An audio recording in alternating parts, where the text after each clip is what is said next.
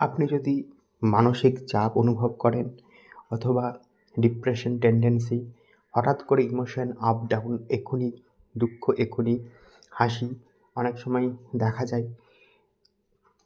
তো জ্যোতিষশাস্ত্রে যদি আপনাদের জন্মছকে লগ্ন চার্টে যদি চন্দ্রমা পীড়িত থাকে বা চন্দ্রমা পীড়িত থাকে মানে চন্দ্রমা ষষ্ঠ ভাব, অষ্টম ভাব, দ্বাদশভাবে থাকে, অথবা চন্দ্রমার সাথে রাহু, মঙ্গল অথবা শনির কনজাংশন বা যুক্তি থাকলে, অথবা চন্দ্রমার ওপর মঙ্গলের দৃষ্টি, শনির দৃষ্টি ইত্যাদি অনেক কম্বিনেশন জ্যোতিষশাস্ত্রে থাকে। সেরকম থাকলে এই জিনিস লক্ষ্য করা যায়।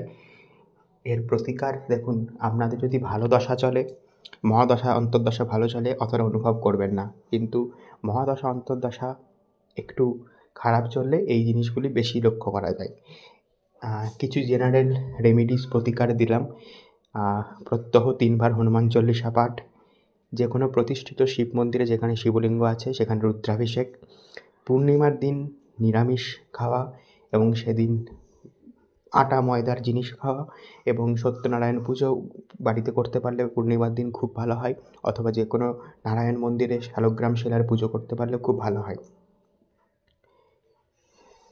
এগুলি জেনারেল রেমেডি।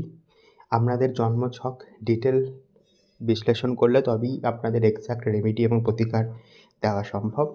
আপনাদের জন্মছক বিচার করাতে নিচে ইমেল আইডিতে আপনারা আপনাদের ডিটেলস সেন্ড করুন, আমি যোগাযোগ করে নেব, অথবা কমেন্ট করুন, আমি কন্ট্যাক্ট নম্বর দিয়ে দেবো।